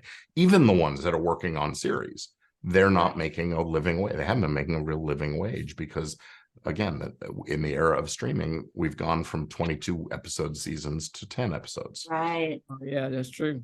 So we But like to Gordon- sit and watch 10 Gordon, episodes. that's- Go ahead. That's why I Who would is- like to get your Yeah. thoughts on, what I said in terms of what Netflix did in 10 years. I think Broadway could do to Hollywood in 10 years. I mean, because there's an opportunity, because if you think about it, creators, all they need is resources. They already know how to, you really don't need the studios. The studios just have the resources. Oh my God, And I was just thinking that. Sorry.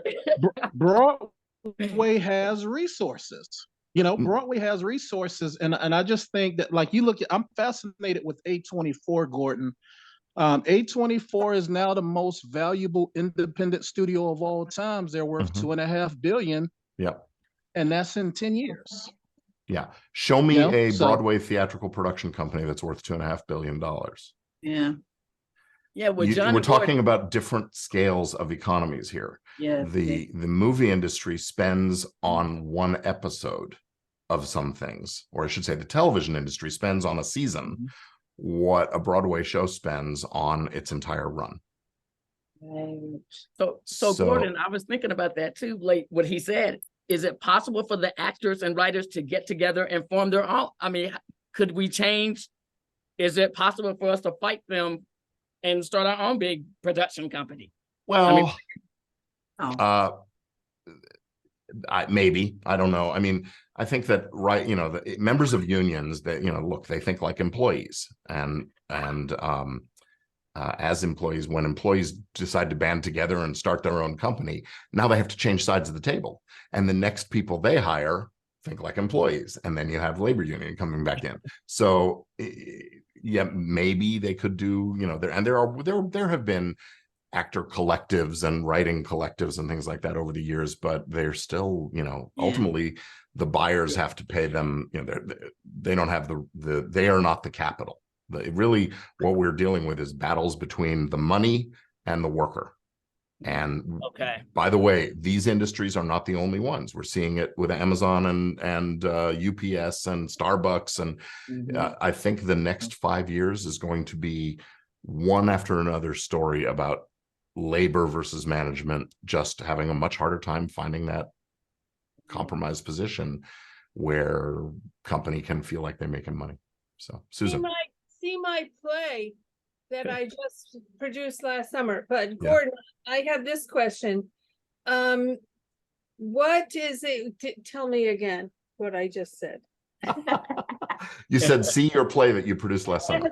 Oh, about hijacking the internet. When the streaming first came on the internet, somehow the internet expanded to accommodate it all.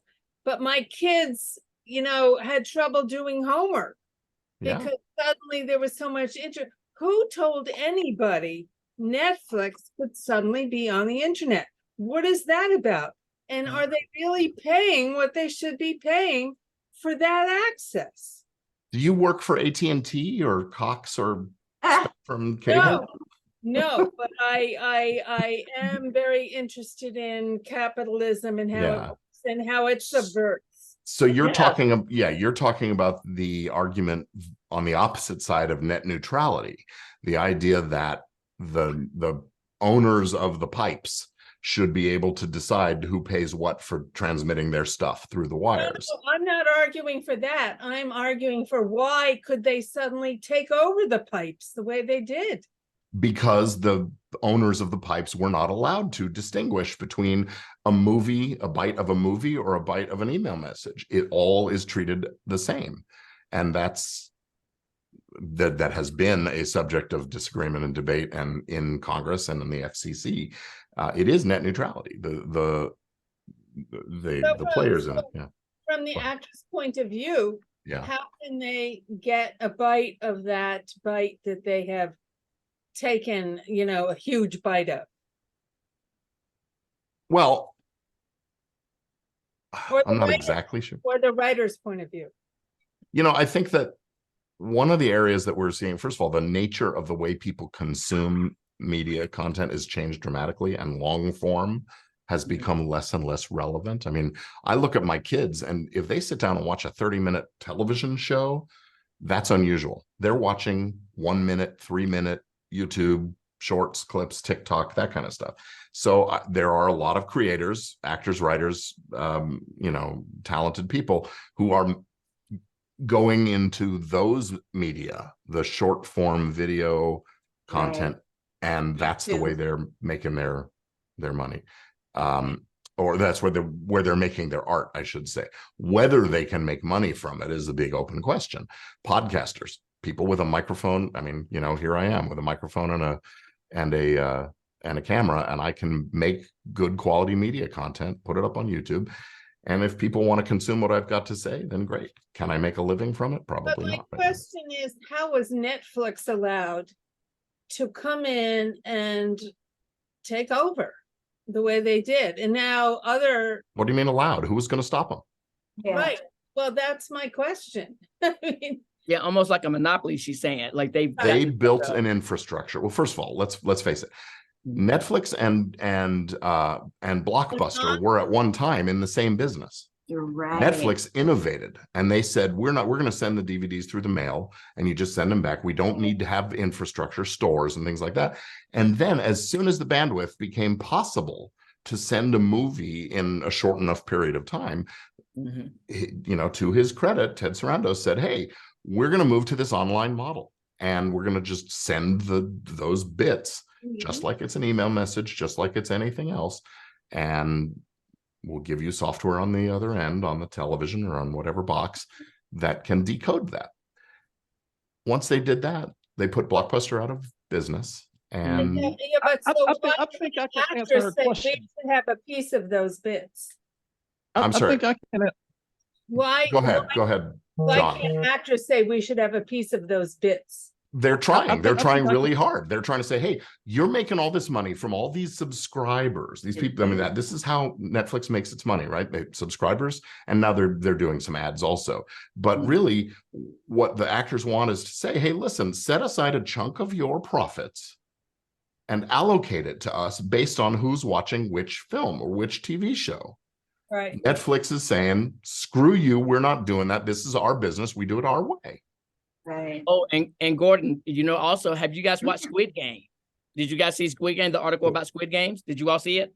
Didn't see the article. Oh, well, maybe I did, but what are you You guys referring didn't to? watch Squid Game. Do you know the creator of Squid Games, Netflix made 900 million. I saw this the other day. Yeah. I was so upset. They made 900 million out of that. And guess what? The creator, the writer, Yeah. he didn't get no 10% of that. No, he got a base pay tied Yeah. to whatever the Korean union writer's wage or whatever it is. Independent but film. that creator was shopping that series for several years and got zero traction. Yeah. So when Netflix told them yes, he jumped at it. Right. But I And think if- I can answer that question. Go ahead. Yeah, when it comes to that type of innovation, it's never gonna be from the people that have the biggest market share.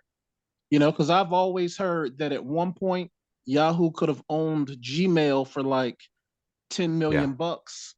And I believe Blockbuster could have owned Netflix. But when you have the biggest market share, you're not gonna innovate something that goes against your business model. Right. So that's why I've always heard that Bill Gates has a habit of buying up smaller software companies. So I think that's how Netflix did it. They were doing something that none of the other studios were doing, and they put a lot of resources to it. And that's the same way I feel like Broadway could really do this, because if you just start allocating 100 million to and just making some smaller projects, and that revenue starts coming back. I mean, maybe it's just a fantasy for me, but I could just see it happen. It's a really interesting idea. I think that Broadway is financed by the same 150 people or so, or maybe it's even fewer than that. Right. And look, they're looking again. They've got their walled garden of how they do things, and they're going to try to keep making that work. Maybe some of those people are investing in other things, and my guess is many of them have investments in Netflix and Disney and Paramount Plus, and so there isn't a lot of interest from capital on that side of things in disrupting what they've got going on, and maybe giving those other guys a run for their money. But also, you've got the unions. The actors on Broadway are also members of Screen Actors Guild. These are sister unions. And so as soon as the Broadway folks start doing media content that's on screens, now SAG-AFTRA is saying, hey, wait a minute, get back in your lane. So I'm calling out all the problems, and it doesn't mean it can't happen, but a lot of coordination to make that happen. Good point. Yeah, this is very interesting. It is interesting. What's the curse? May you live in interesting times. Right. Thank you so much. I have to go. I have to call it a night too, so I'm going to sign off. Bob, thank you for having us, and everybody for being here. I really appreciate it. It's been an inspiring and interesting conversation. So yeah, it was great. Out there, just keep creating. That's what's important. Have a great day. Have a nice evening. See you next time.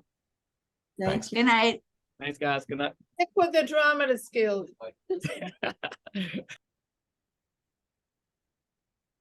Where is this? How do I get over?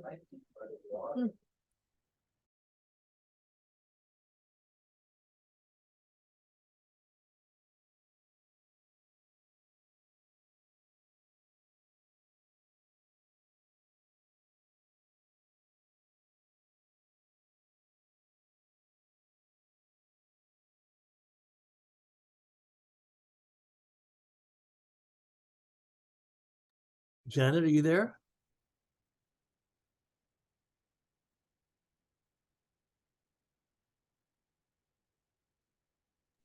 I am. I'm here. Oh, Can you hear me? You are there. Can you hear me, Bob? You want to join us for Hello, brunch hello, on hello? Sunday? What? Hello? Can you hear me? Oh, well, okay.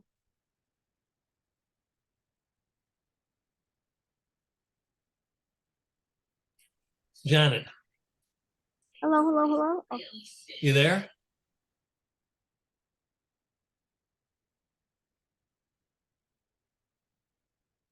I guess not.